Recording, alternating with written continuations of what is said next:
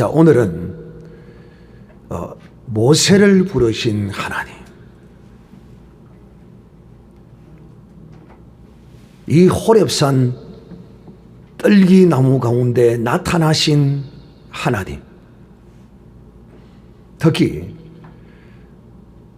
모세를 향하여 오늘 하나님이 내 발에 신을 벗어라.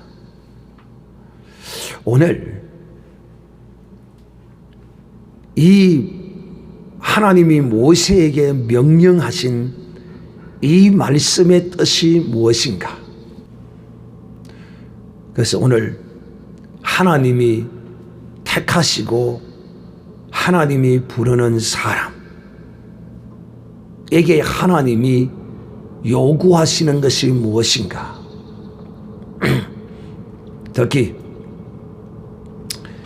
하나님이 모세를 부르시고 그에게 첫 명하신 말씀이 첫 말씀입니다. 굉장히 중요합니다. 첫 말씀이 모세에게 명령하기를 네 발에 신을 벗으라는 말씀입니다. 오늘날 이것에 관하여 많은 사람들이 모세의 모든 것을 하나님께 내려놓아라, 모세의 자기의 일을, 자기의 삶의 방식을, 모든 걸 다 내려놓아라, 그런 뜻이다라고 대체적으로 이런 유의 말씀을 전하고 있습니다. 그러나 오늘 저는 전혀 새로운 차원에서 이 말씀을 여러분에게 드리고자 합니다.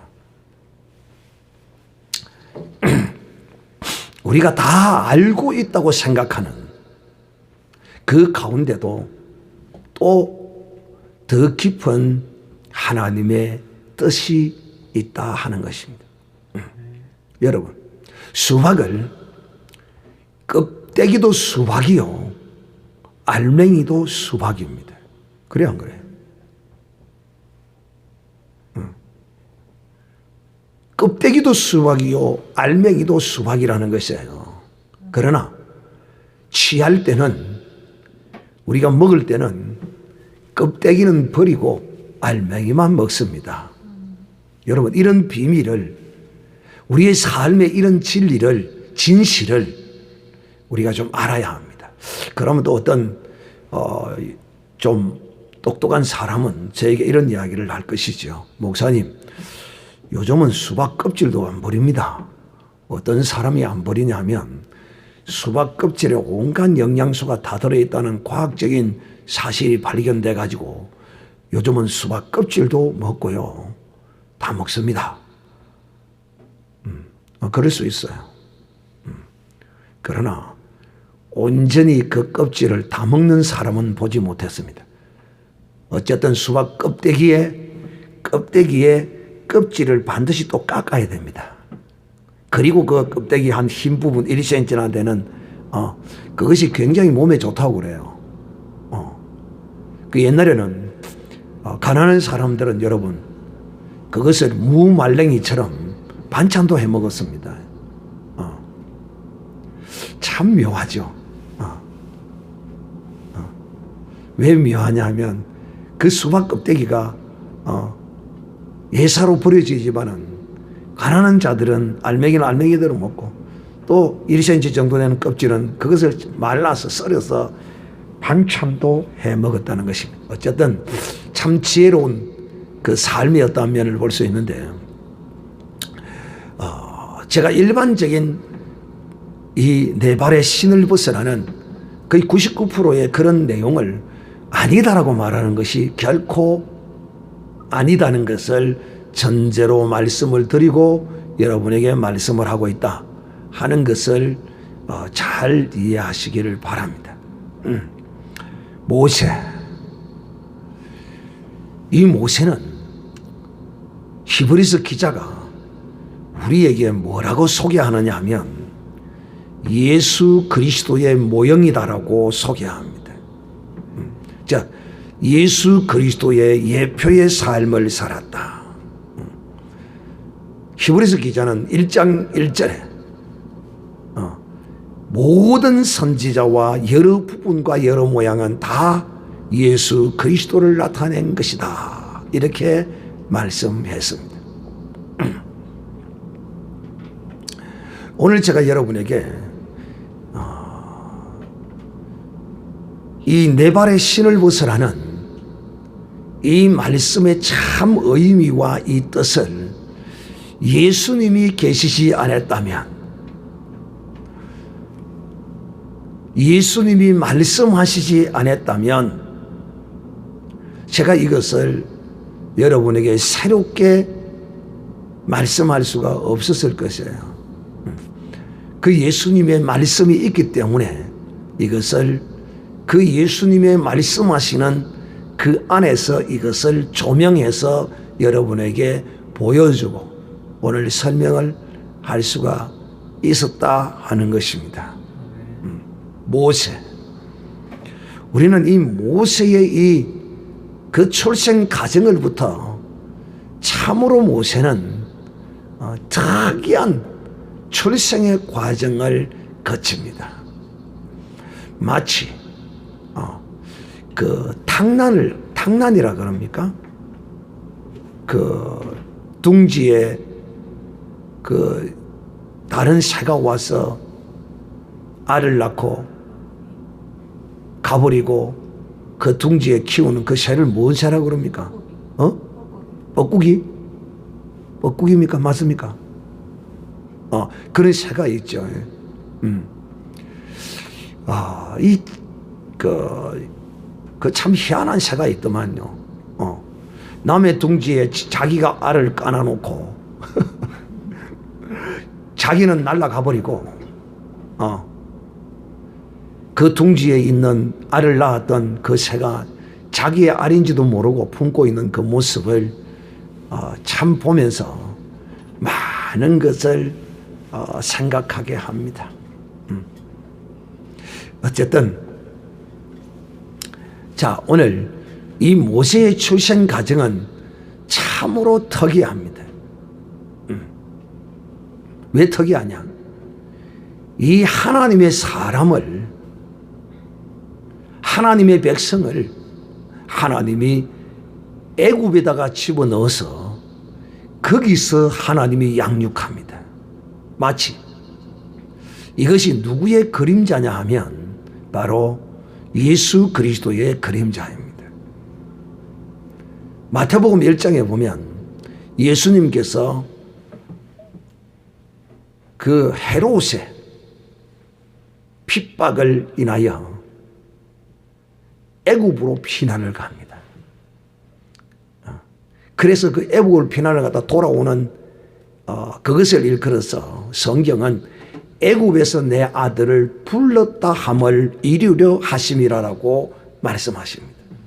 바로 모세를 하나님이 애굽에다가 넣어서 하나님이 불러내시는 마치 그런 그리스도의 예표적인 삶을 산 사람이 바로 모세가 아니겠느냐, 그렇게 생각이 되어지는 것입니다.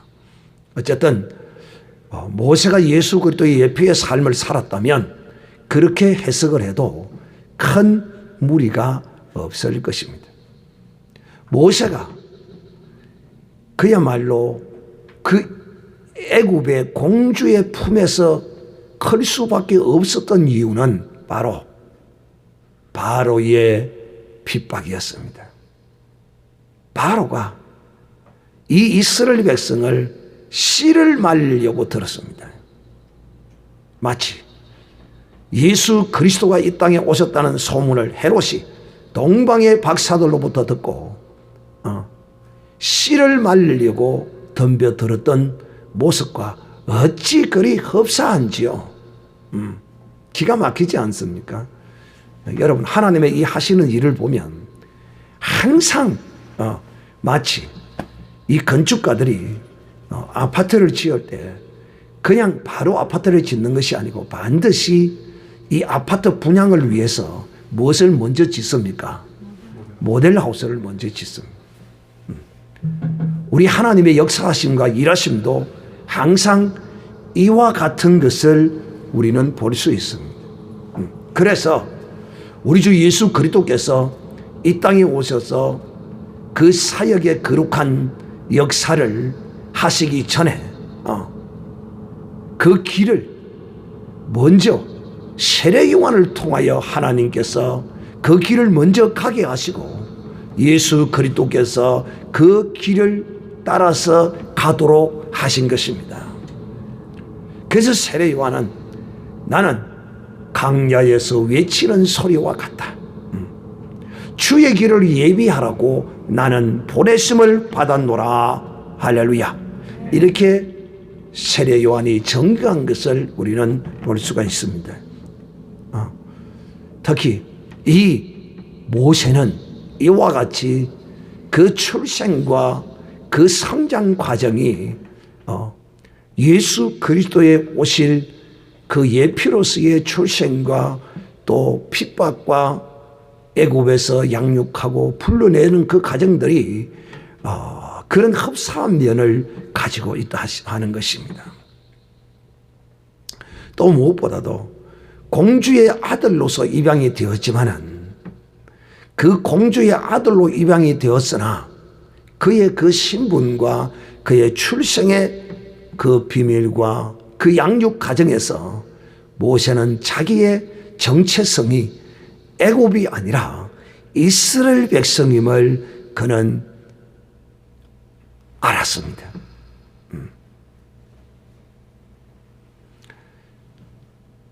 그리고는 그는 자기의 민족 이스라엘 백성이 애굽 땅에서 그처럼 고통하고 신음하고 죽어가는 그 모습을 바라보면서 그는 고통하고 마음 아파했습니다.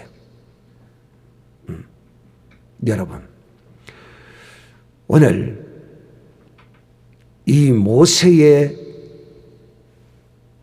하나님의 이 부르심 가운데는 그냥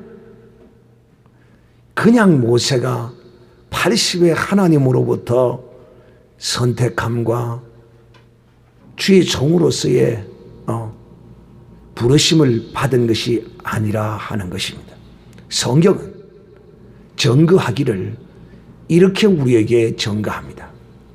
모세가 그 당시 한 나이가 한 40 정도 되어 보이는데 30 몇 세에서 40세 정도 됐겠죠. 그때 모세는 자기의 특별한 출생 과정과 성장 과정의 이 모든 것을 인하여 나는 하나님이 나를 특별히 이 이스라엘 백성의 구원을 위하여 나를 보내셨다는 사실을 그는 어느 정도 스스로 자각했습니다.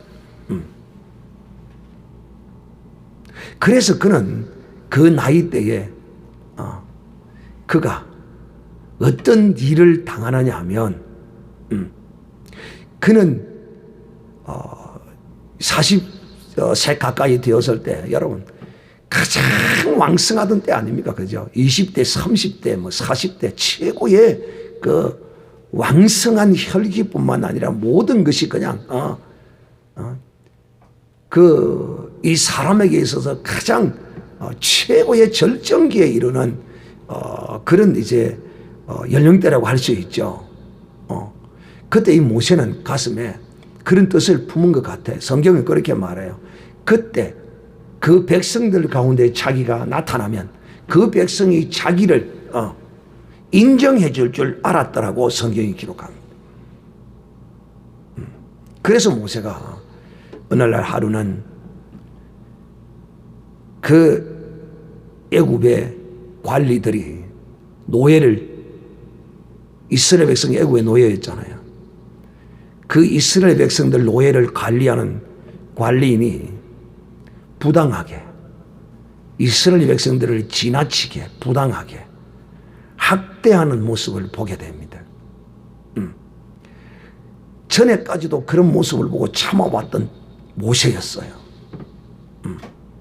그런데 모세가 그 학대하는 그 모습을 보면서 그 분을 거룩한 분을 이기지 못하고 모세가 그 관리 이스라엘 백성을 괴롭히는 그 관리 두 사람을 쳐서 그 자리에서 죽여버립니다. 그리고 그 죽인 사람을 시체를 갖다가 아무도 모르는 곳에 그냥 갖다 묻어버립니다. 그런데 그 장면을 지켜보던 이스라엘 백성들 의아하게 여겼을 것이에요. 와, 저거 왜 노예인 우리의 편을 드는가? 참 이상하다. 그리고 어떤 사람은 그 사건을 마음에 새겨둡니다. 왜? 자기 동족의 관리를 모세가 이스라엘 그 노예를 괴롭힌다는 어떤 핑계로 그들을 쳐주겠다. 도저히 이스라엘 백성으로서는 이해를 할 수가 없었고 알 수가 없었던 것입니다. 그런데 모세는 사실상 그런 일을 인하여 이스라엘 백성들에게 자기의 어떤 메시지를 거기다가 실어놨던 것입니다. 즉 이스라엘 백성들이 나를 자기들의 지도자로 삼기를 바랬던 어떤 그런 뜻이 있었더라고 성경은 기록합니다. 신약에 그렇게 해석하고 있어요.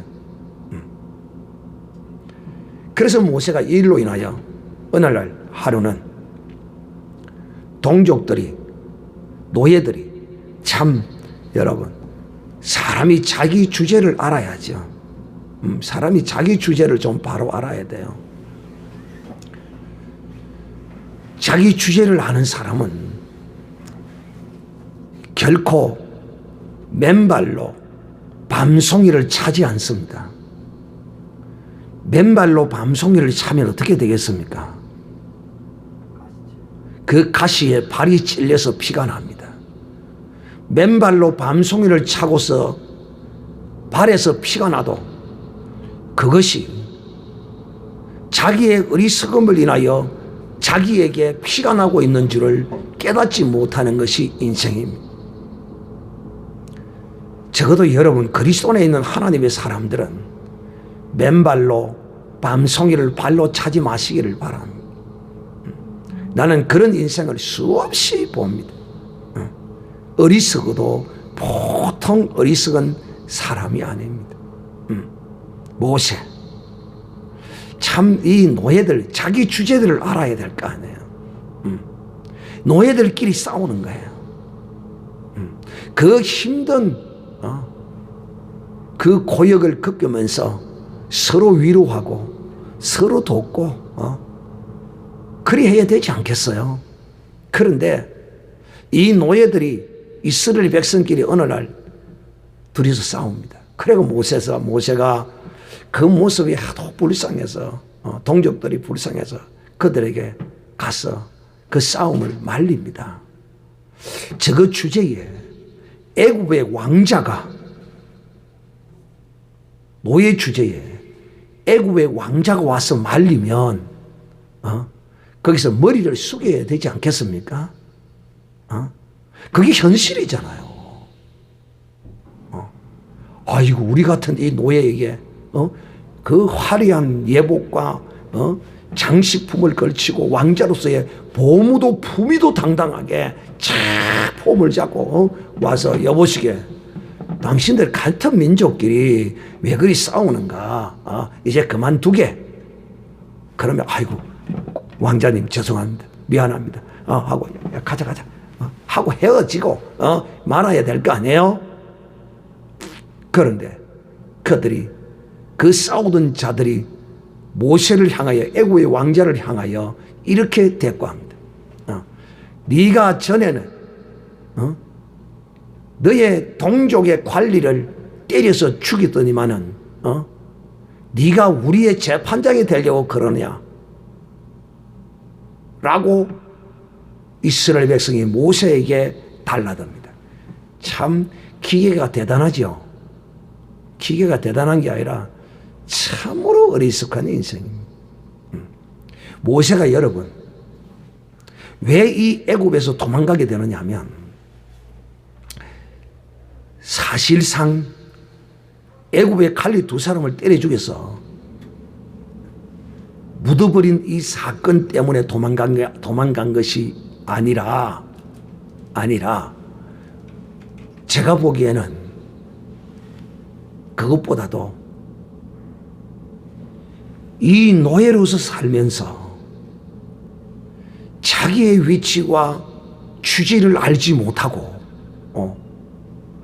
다투는 이 백성, 특히 이 애굽의 왕자면 애굽의 왕과 같은 그런 신분인데 이런 내가 와서 자기들을 말리는 이 모습을 겸허하게 받지 못하고 오히려 네가 우리의 재판관이 되려고 하느냐는 저들의 이런 완악하고 패역한 이런 모습을 볼 때 이 민족에게는 정말 소망이 없다. 이것들에게는 긍휼과 은혜를 베풀 만한 그런 것이 이들에게는 없다는 것을 모세가 보게 됩니다. 비록 애굽의 칼리 두 사람을 때려 죽여서 묻은 것도 죄가 되겠지만은 모세의 정말 그 가슴에 뼈저리게 다가온 고통과 아픔은 그것이 두려운 것보다도 여러분 왕자가 관리들 그거 뭐 둘이 때려 죽여서 묻어버린 그게 뭐 죄가 되겠어요? 그 시대의 말입니다. 오늘 이런 현대사회는 굉장히 큰 문제죠. 그러나 그 시대에는요 모세가 가서 변명 한번 해보면 끝이에요. 그래 안 그래요? 그리고 그렇게 헛소리하는 거 잡아다가 이스라엘 백성들 몇 명 잡아다가 갔다가 좀 두들겨 패버리고요. 그러면 끝나버릴 일이에요. 그게 두려워서 모세가 도망을 간 것이 아니라 정말 어머니로부터 교육을 받았던 이스라엘 백성, 내 민족, 내 백성을 위한 이 모세의 가슴 속에 이글거리는 그 백성의 구원함에 관한 그 불이 이 모세의 가슴 속에 있었어요. 그런데 그 백성들이 싸우는 데 가서 말리니까 네가 뭔데? 네가 뭔데? 우리의 재판장이 되려고 하느냐? 그런 모습을 볼 때 모세는 거기서 절망하고 좌절했습니다. 이런 민족에게는 희망도 꿈도 무엇도 없다. 차라리 내 모든 것을 다 버리고 떠나가자. 이것이 모세의 결정적인 사건이라고 저는 생각합니다. 제가 본 성경의 어떤 모세의 그 애굽에서의 도망간 일은 갈리 두 명을 때려 죽여서 그것이 두려워서 간 게 아니다.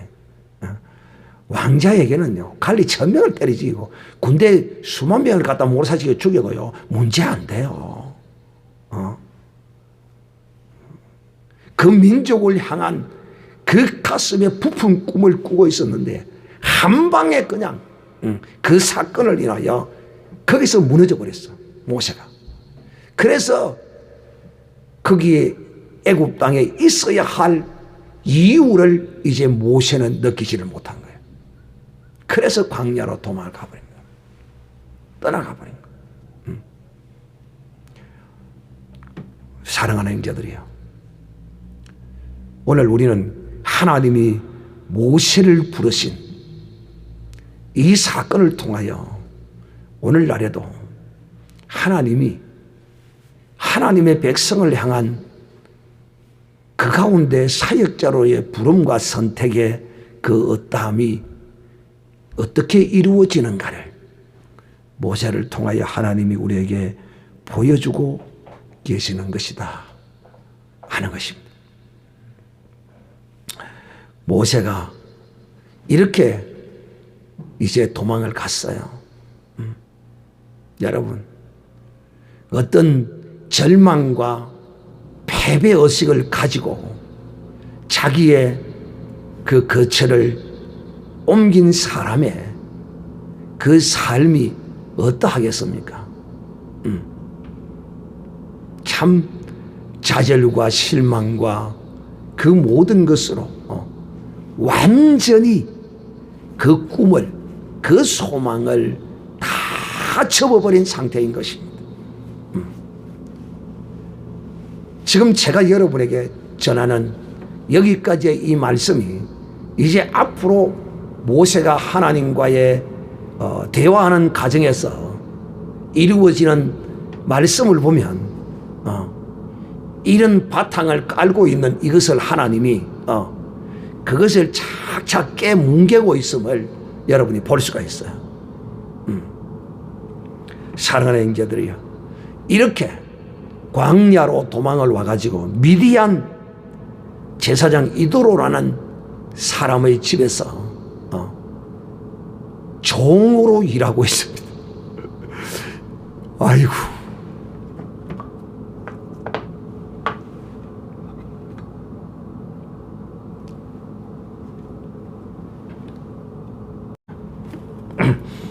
일국의 왕자가 하루아침에 남의 집에 양을 치는 종이 되어버렸습니다. 여러분의 인생에 극과 극이 여러분의 배에 다가왔을 때 여러분은 모세를 생각하시기를 바랍니다. 왜? 하나님의 사람이 아니라면 이 모세를 기억할 이유도 없어요. 그러나 하나님의 사람이라면 내 인생의 극과 극의 상황에 놓여 있을 때 우리는 모세를 꼭 기억하시기를 바랍니다.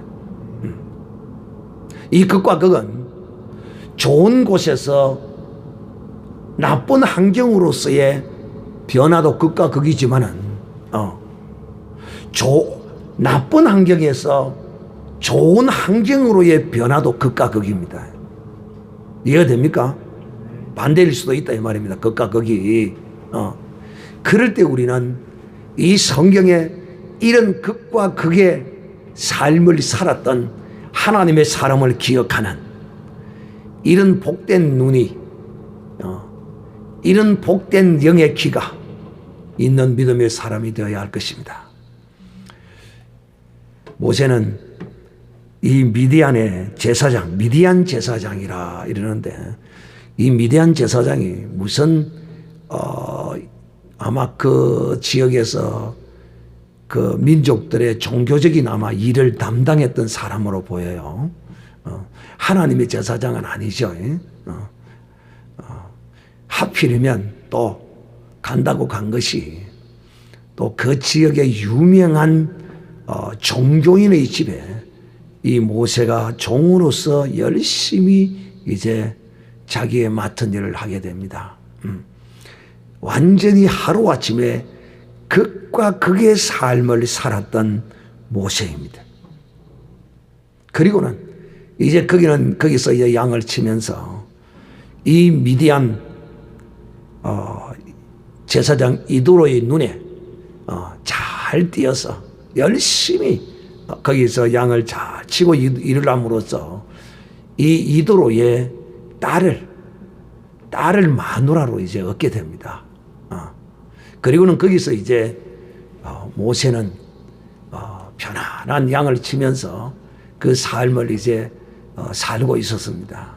그러기를 1, 20년도 아니고 장장 40년이라는 세월이.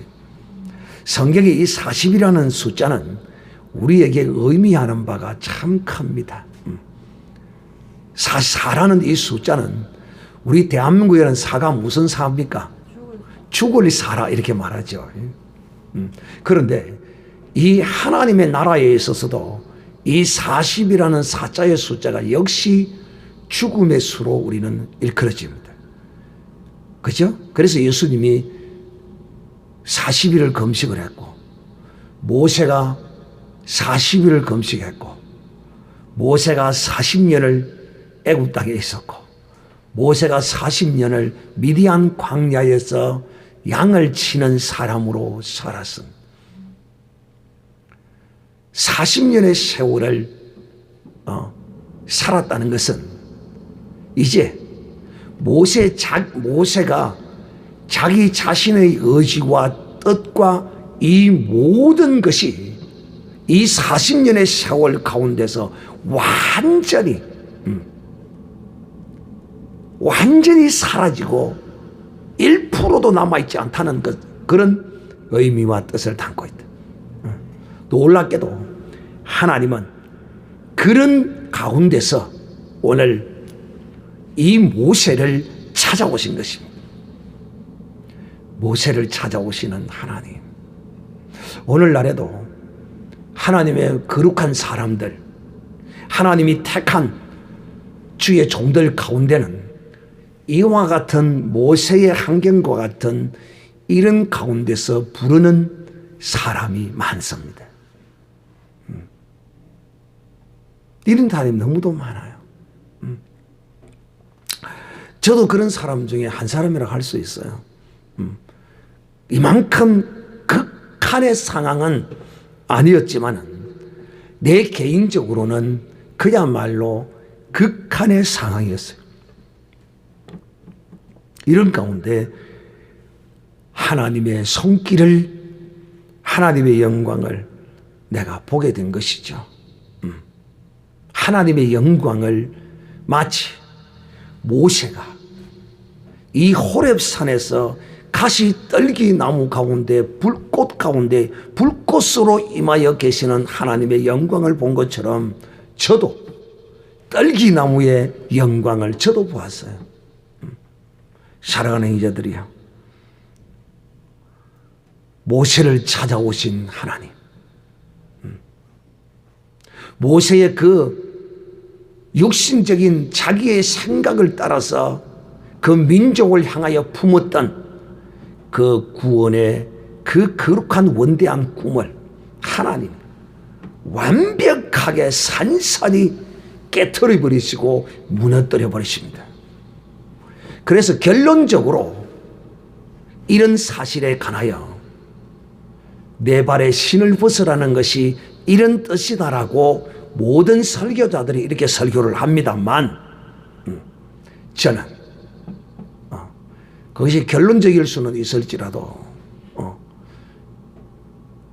어떤 모세의 그 사역의 여정 가운데 자기의 모든 생각과 뜻과 이 모든 세상적인 것을 하나님이 벗어내라는 그런 뜻이라고 말할 수는 있을지 모르지만, 오늘 바로 이 자리 호렙산 떨기나무의 불꽃으로 임하셔서 하나님이 오늘 모세에게 명령하십니다. 여러분, 참으로 희한한 모습 아닙니까? 왜 희한한 모습입니까? 모세가 수없이 그 호렙산을 오르내리고 양을 치고 다녔지만은, 우리가 또 하나 여기서 생각해 봐야 될 것이 뭐냐면, 양을 그 산 높은 곳까지 끌고 가지는 않았을 거고, 아마 모세가 자기 나름대로 그 산 높은 곳으로 산 밑에는 있지 않았을 것이다 이 말이죠. 나름대로 자기의 종들에게 그 양들을 맡겨놓고 자기는 나름대로 이제 그 산에 올라서 거기서 명상을 한다거나 나름대로 거기서 뭔가 기도를 했다거나, 저는 개인적으로 이런 어떤 생활에 모세의 모습이 있지 않았느냐 이렇게 생각을 해요. 개인적으로 이 성경에 그런 거 없습니다. 그런데 그 산을 수없이 오르고 그 지역을 수없이 다녔지만은 거기에 그 떨기나무에 불꽃으로 임하여 계시는 그 놀라운 신비한 광경을 모세는 본 적이 없었어요. 오늘 처음 봤어요. 그래 모세가 너무도 신기한 거예요. 왜? 여러분, 이 나무에 불이 붙으면 연기도 나고, 또 한참 불이 붙으면 또 나무가 그 타서 이 가라앉아야 되는데, 주저앉아야 되는데 전혀 주저앉지도 아니하고 연기도 나지 아니하고 그냥 활활 그 불꽃에 다 오르기만 하고 있다는 것입니다. 그러니까 모세의 눈에 참으로 신기하게 보일 수밖에 없었죠. 그래서 도대체 저게 뭔가 싶어서 모세가 오늘 이제 그 하나님이 떨기나무 가운데 임하여 계신 그곳으로 향하여 발걸음을 이제 옮깁니다. 그리고 어느 정도 가까이 왔을 때, 어느 지점에, 가까운 지점에 도달했을 때 하나님이 모세에게 말씀합니다. 모세야, 모세야, 모세야.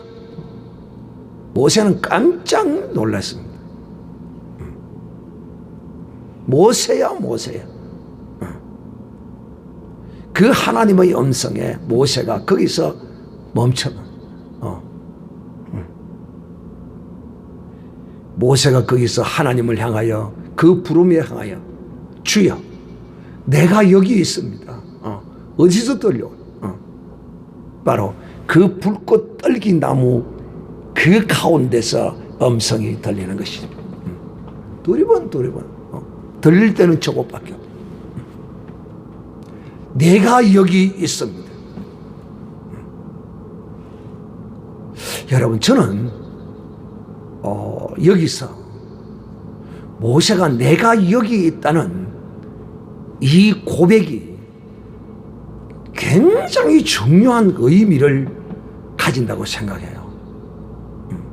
왜냐하면 이 성경에 모세가 어떤 하나님과의 어떤 관계, 영적인 어떤 신앙적인 관계, 이런 것에 관하여 전혀 기록이 되어 있지 않다는 것입니다. 그런데 모세는 애굽에 40년을 있을 때도 어떤 하나님과의 어떤 개인적인 만남이나 그런 것이 전혀 성경에 기록되지 않았어요. 있었는지 없었는지 난 몰라요.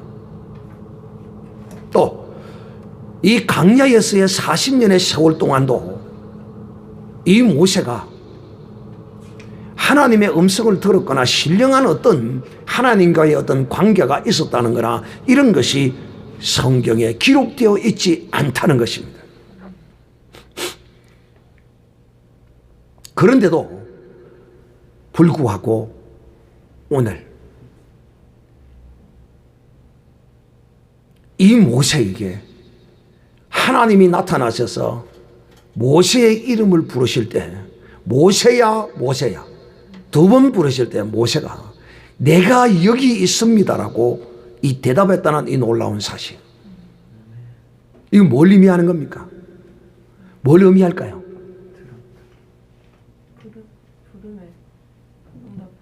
뭘 의미할까요?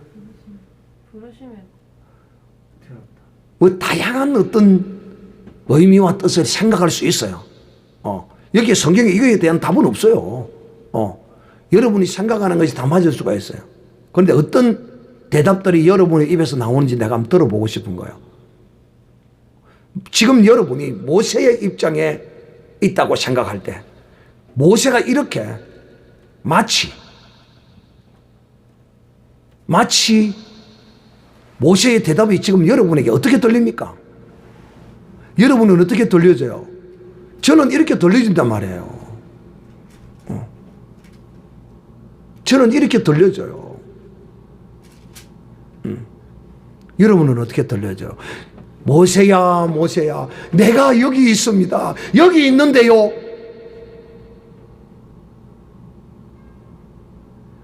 모세의 이 대답 가운데는 어떤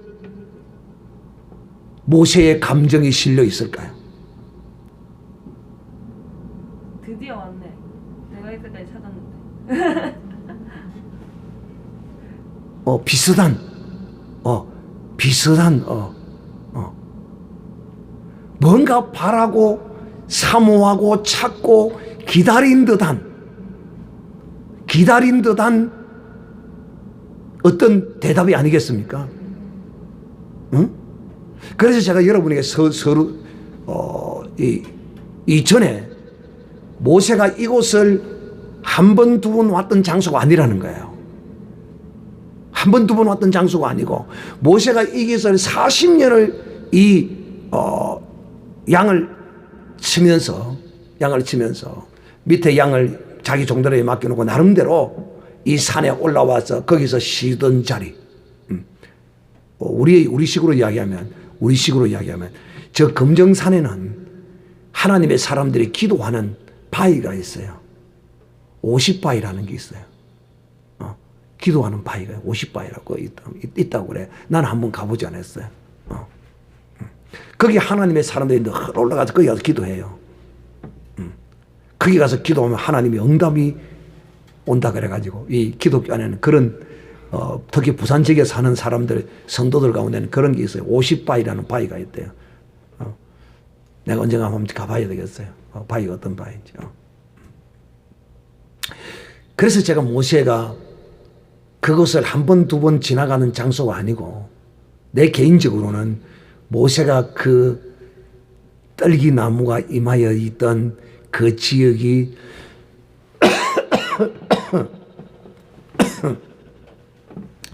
그 장소가 모세가 수없이 거기서 앉아서 나름대로의 기도를 했다거나 뭐 명상을 했다거나 뭐 하나님을 찾고 하나님을 간구하고 어떤 이런 그런 어떤 것이 있지 않았느냐라고 제가 추측을 한다라고 여러분이 말했던 거예요. 여러분, 오늘 이 모세의 대답은요, 그냥 대답이 아니에요. 내가 여기 이 여기라는 이 의미에는 다른 어떤 장소가 아니에요. 이 장소. 그래서 제가 여러분에게 늘 이렇게 말하죠. 우리 주 예수 그리스도께서 우리의 모든 죄를 십자가에서 다 도말하셨습니다. 할렐루야. 그 중에 이제 우리가 예수 그리스도를 믿으면 믿는 우리에게 이 죄만은 완벽하게 이루어졌고 이 죄는 우리가 해결할 필요도 없고 한 것이 있는데 그게 뭐라고요? 지옥 가지 않고 천국 가는. 이거는 완벽하게 주님이 100% 다 이루셨고 이 죄는 이제는 우리와 상관없어요. 그래서 예수 그리스도를 믿는 자는 절대 지옥 가지 않아요. 원칙적으로 그래요. 지옥 갈 수도 없어요. 그러면 우리가 죄를 회개한다는데 무슨 죄를 우리가 회개하느냐는 겁니다. 바로 자범죄라고 일컬어지는 어떤 죄를 회개해요? 어떤 죄를 회개한다고 그랬어요 우리가? 내가 지은 죄. 성령께서 내게 기억나고 생각나게 하는 그 죄. 그 죄를 우리가 주님 앞에 회개하고 용서를 받는 이런 우리가 회개를 한다 그랬어요. 그러면 도대체 우리가 어디에서 어떤 장소에 가서 우리가 지은 이 죄를 주님께 고백하고 주님의 보좌 앞으로 주님이 나오라고 그러는데 주님의 보좌가 어디인가? 주님의 보좌 앞으로 너희에게 주실 은혜를 인하여 너희는 강하고 담대함으로 은혜의 보좌 앞으로 나오라. 그럼 그 보좌 앞이 어디냐는 겁니다. 그 보좌 앞이 어딜까? 사랑하는 형제들이요, 이 보좌 앞은 바로 우리가 무릎을 꿇고 우리의 죄와 허물을 통회하고 자복하는 바로 그것이 주님의 보좌 앞이라고 여러분에게 수없이 가르쳤습니다. 왜? 하나님의 보좌는 이미 믿는 우리들에게 펼쳐져 있기 때문입니다. 자, 오늘 왜 제가 이 이야기를 여러분에게 하느냐 하면 다시 한번 또 여러분에게 기억나게 하고 상기시키고 여러분이 무릎 꿇어 기도하는 그곳이 바로 하나님의 은혜의 보좌가 펼쳐져 있는 곳이라고 말씀한 이유가 바로 이런 것에도 있는 것입니다. 오늘 이 모세가 이곳에 저는 개인적으로 모세가 한두 번 온 곳이 아니라고 생각을 해요. 그리고 이곳에서 모세는 하나님을 기억하고 하나님을 생각했어요.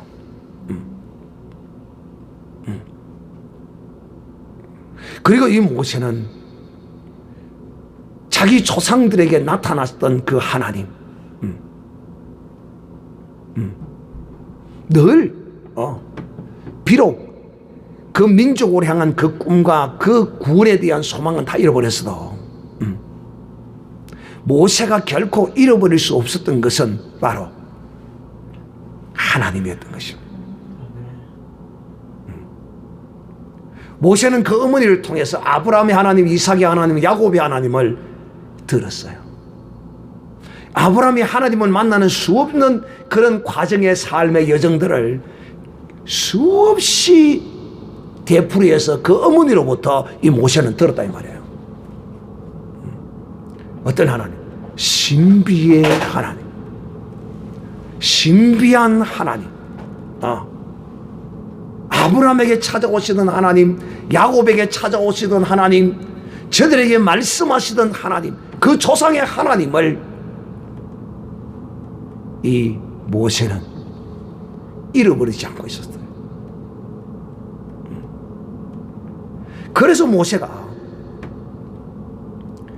이 호렙산 떨기나무 가운데서 그 하나님의 영광을 뭔지도 모르고 그냥 너무도 신비하니까 그것을 자세히 가서 보고 뭔지 내가 만져도 보고 한번 알아보고 도대체 왜 이 불이 붙는데 이것이 타서 무너지지도 않고 연기도 안 나오고 그냥 막 활활활활 타오르고 있는가 하고 발걸음을 디디고 가까이 가는 어떤 한 지점에 이르렀을 때 하나님 모세를 부릅니다. 모세야, 모세야. 그럴 때 모세는 그 음성을 듣고 아마 제가 느끼기로는 모세의 80평생에 처음으로 하나님의 음성을 들을 것이다 생각합니다. 이게 처음이다. 이 하나님의 음성. 모세야, 모세야. 여러분은 하나님이 여러분의 이름을 불러준 걸 한번 들어보셨습니까? 하나님이 직접 부르시는 여러분의 이름을 여러분은 정말 한번 들어보시기를 바랍니다. 듣기 싫은 사람이 있는 모양이네. 그러면 두 손 들고 아멘 해야 되는 거예요. 하나님이 내 이름을 불러주시다니. 나도 내 이름이 하나님께 한번 불러주고 싶다. 주여 나의 이름도 불러주시옵소서. 정말 이런 사모함이 이 말씀을 들을 때 여러분 속에 임해야 돼요. 그저 모세니까 모세를 부르신 것이지 이게 아니에요. 제가 늘 설교하면서 여러분에게 이런 간절함과 이런 소망이 여러분 속에 있기를 원하기 때문에 아멘 소리 크게 해라 작다 막 그러는 거예요. 정말 오늘도 이 설교를 들으면서 그 영이 주의 성령이 내 속에서 활동하는 이런 거룩한 하나님의 사람은요 모세야 모세야 하니까 뽀롱아 뽀롱아 하나님이 부르는 민주야 민주야 성은아 성은아 헤로나 헤로나 정말 이렇게 불러주시는 내 음성도 내 이름도 주님 한번 불러주시옵소서. 이런 여러분 속에 소망이 일어나야 된단 말이에요. 예? 저는 이 떨기 나무 가운데서 하나님이 모세의 이름을 부를 때 이것이 모세가 하나님을 만나는 하나님이 부르시는 첫 대면의 장소요, 첫 음성이었어요. 나는 참 아쉽게도 하나님이 내 이름은 그냥 안 불러주시더라고. 하나님이 복드가 내 이름을 똑똑하게 부르시고 하나님이 시간 됐다 일어나라 했으면 내가 정말 좋았을 건데 정말 아쉬워. 그냥 바로 내 귀에다가 하나님이 시간 됐다 일어나라, 시간 됐다 일어나라 하나님 명령하시더라고. 그래서 그 음성에 놀래가지고 눈을 번쩍 떠서 시간을 딱 봤어요. 정확하게 초침이 땡 하고 서더라고. 이야, 참 신기하네. 참 신기하더라고. 신기해요. 내가 하나님의 음성을 들었을 때, 참 그 당시도 엄청 피곤하고, 힘든, 그런 때였어요. 그런데, 이 하나님의 음성을 듣는 순간, 눈을 딱 떴는데, 몸에 피곤이 하나도 없어요. 아침에 일어나면 막 눈이 안 떨어져요. 눈껍질이 막 끼고 막, 눈이 안 떨어져요. 몸이 천근만근이에요. 8시, 9시까지 푹 자고 일어나도 그렇다니까. 그런데 새벽기도 목사님이 오락부는 그 말씀을 듣고, 그때 처음 이제 목사님이 이제 새벽기도 오라는 그 이야기를 이제 내 개인적으로 네 새벽기도 와. 이래 안 했어요. 그냥 전체적으로 다 새벽기도 나오라고 목사님이 광고를 하시기에 처음 듣고 그것이 부담이 돼가지고 마음에, 그래, 새벽기도 가야지. 그러고는 이제 저녁에 잘 때, 그때 9시인가 10시인가 돼서 다른 때보다 일찍 잤죠. 자면서 내일 새벽기도 가야 되는데 하나님 내 새벽기도를 좀 깨워주세요. 하나님 나를 잘 아시잖아요. 나는 침대에서 떨어져도 떨어진지도 모르고 자는 놈이요. 이 방에서 털어다가 저 방에 갖다 놔도 그것도 느끼지도 못하고 이런 나를 하나님 잘 아시잖아요.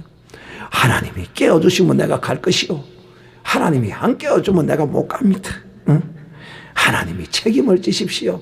누구 닮았지요? 책임을 누구한테 미루는 그 누구 닮았잖아요. 턱 누구는요 책임을 지가 안 지려고 그래. 참 뭐다 갖다 미루는 거야. 다 네가 그래서 그랬다. 네가 그래서 그랬다. 지가 책임 없어. 할렐루야. 내가 그랬다니까. 내가 그랬어요. 하나님이 안 깨워주시면 못 갑니다. 그럼 하나님, 이놈아, 일어나기 싫거든 가지 마라. 하나님 그리 안 하시더라고. 참 우리 하나님은 좋으신 하나님이에요. 얼마나 좋으신 하나님이신지. 우리의 그런 억지와 억살에도 하나님은 응답해 주시더라고. 목사님이 오라고 하는데, 진짜 그랬어요. 기도 그래 했어요. 그때는 기도도 할 줄 모르지, 뭐, 어떻게 하는 건지 모르고, 그냥, 내 기분이 생각나는 대로 하는 거예요. 그냥, 하나님, 목사님이 새벽 기도 나오라고 하는데, 내가 새벽 기도를 꼭 가고 싶습니다. 목사님이 오라고 하는데 안 갈 수도 없고, 가기는 가야 되겠는데, 하나님 내 모습 잘 알잖아요. 나 하나님 안 깨워주면 못 갑니다. 나는 내 스스로 이렇게 일어난다는 건 이거는 내 인생 역사에 없는 일입니다. 그러니 하나님 나를 꼭, 하나님이 살아계신 나를 꼭 깨워주세요. 그럼 내가 새벽기도 가고 안 깨워주면 못 가니까 하나님 그리 아십시오. 할렐루야. 아멘. 하고 잤어요. 그런데 새벽에 내 귀에도 지금도 쩌렁쩌렁 카랑카랑 시원한 물소리와 같고 번개 소리와 같은 그 음성이 내 귀에 시간 됐다 일어나라. 내가 처음 들었어요. 내 이름을 불러줬으면 참으로 금상첨화일 것 같은데 요새 다시 한번 기도해 봐야 되겠어. 내 이름을 불러주시고 한번 더 깨워달라. 어쨌든 오늘 제가 왜 이야기를 하느냐면 모세 그렇게 어머니로부터 들어왔던 아브라함을 만나시던 이삭을 만나시던 야곱을 만나시던 아브라함과 이삭과 야곱의 그 하나님이 모세는 그 음성을 듣는 순간에 내가 여기 있습니다라고 대답했어요. 여러분, 이 내가 여기 있습니다 이거는 그냥 나온 대답이 아니에요. 그냥 나온 대답이 아니에요. 비록 모세가 자기 민족을 향한 뜨거운 그 소망의 그 불길은 그 속에서 꺼졌지만은 어머니로부터 들어왔던 그 하나님은 모세에 의해서 떠날 수가 없었던 거예요. 이 모세의 이런 사실을 수많은 믿음의 사람들이 경험한 사람들이 많이 있어요. 많이 있다 이 말이에요. 그래서 오늘 하나님이 모세에게 내가 여기 있다고 모세가 하나님 앞에 응답하니까 그 부르심에 대한 답을 하니까 하나님이 말씀하시기를 이리로 가까이 하지 마라. 너의 선 곳은 거룩한 땅이니 내 발에 신을 벗으라. 이 말씀을 듣고 모세가 거기서 신을 벗었습니다. 자, 이제 지금부터 여러분에게 오늘 이 의미를 자세히 말씀을 드리고자 합니다. 여러분, 모세가 선 이곳이 거룩하다. 모세가 지금 서고 있는 이 땅이 거룩하다. 모세의 신을 벗으라고 하시는 이 말씀에는 많은 사람들이 이 의미를 설명을 합니다. 이 고대 이 시대에는 또 어떤 사람들이 이렇게 말을 하더라고요. 종들은, 노예들은 신발을 신지 않았다. 또 특별한 어떤 우리로 치면 양반 계급에 있는 이런 사람들만, 이 시대에도 대단한 직위와 이런 직분을 가진 사람들만 신을 신었다. 그래서 이 신을 벗으라는 이 의미는 그 사람의 신분과 그 인간의 어떤 모든 권위와 그 인간의 의의나 이런 걸 벗으라는 것이다. 이렇게 어떤 설명을 하는 사람도 있고, 또 이 신을 벗으라는 것은 루시 그 보아스의 아내가 되려고 했던 그때에 그 보아스의 친척이 보아스보다 학렬이 빠른, 전수가 빠른 그 친척이 자기 재산 때문에 루스에게 기업을 묻지 못하겠다고 약속할 때 그 신발을 벗어서 약속을 했던 것이 있습니다. 그래서 그 신을 벗어서 약속한 것을 이 모세가 신발을 벗으라는 것과 연관을 지어서 말씀하기도 하고, 또 하나는 여러분 오늘날에도 이 문화가 저 아랍권에는 남아 있는데, 신발을 벗어서 던진다는 것은 그 상대를 굉장히 모욕하는 것으로, 그래서 저 무슬림들은요 상대를 모욕할 때 신발을 벗어 던집니다. 여러분 그 뉴스를 보셨는가 모르겠는데, 그 미국의 어떤 대통령이 저 아랍을 갔을 때 그 팔레스타인 그들과 어떤 이스라엘과의 관계에 있어서 미국의 대통령이 그 이스라엘의 편을 든다고 그 팔레스타인 지역에 있는 그 팔레스타인들이 미국의 대통령이 가는 길에 저들이 막 신발을 막 집어 던지고 한 적이 있었어요. 그래서 그런 어떤 것을 의미한다라고 이렇게 말하기도 하고 다양한 것을 말하기도 하는데 저는 오늘 이 의미가 어떤 뜻이냐 하면 자 먼저 이걸 설명하기 전에 하나의 사례를 여러분에게 주님이 행하셨던 그 사례를 예를 들어서 실제 사례를 말씀을 드리도록 하겠습니다. 어디 있느냐면 바로 마태복음 19장 13절 이하에 보면 16절 이하에 보면 마태복음 19장 16절 이하에 보면 이 부자 청년입니다. 이 부자 청년의 사건을 보면 이 모세에게 신을 벗으라고 하신 주님의 그 의미와 그 뜻을 알 수가 있을 것입니다. 그 말이 무슨 말이냐면 어떤 사람이 주께 나와서 가로되 선생님이여 내가 무슨 선한 일을 하여야 영생을 얻으리까. 그러니까 이 부자 청년이 영생을 얻고 싶고 그리고 그 영생을 나는 나름대로 이 영생을 얻기 위해서 열심히 나는 내 나름대로 살아왔어요. 11조도 하고 가난한 자를 돕고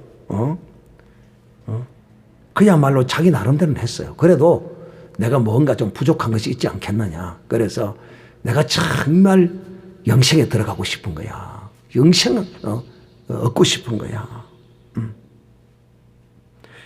그렇게 주님께 나와서 말합니다. 주님, 영생을 얻을 수 있습니까? 어찌하여 그러니까 이 영생과 선한 일이 상관이 있음을 주님이 말씀하죠. 어찌하여 영생을 얻습니까? 그러니까 어찌하여 선한 일을 내게 묻느냐. 선한 이는 오직 한 분이시니다. 이렇게 말합니다. 여러분, 이 주님의 대답이 이 부자 청년의 질문과 상관이 있는 대답으로 여러분 보여지십니까? 항상 주님은 이래요. 항상 이러신다니까 주님은. 즉 다시 말하면 선한 일을 내게 묻느냐.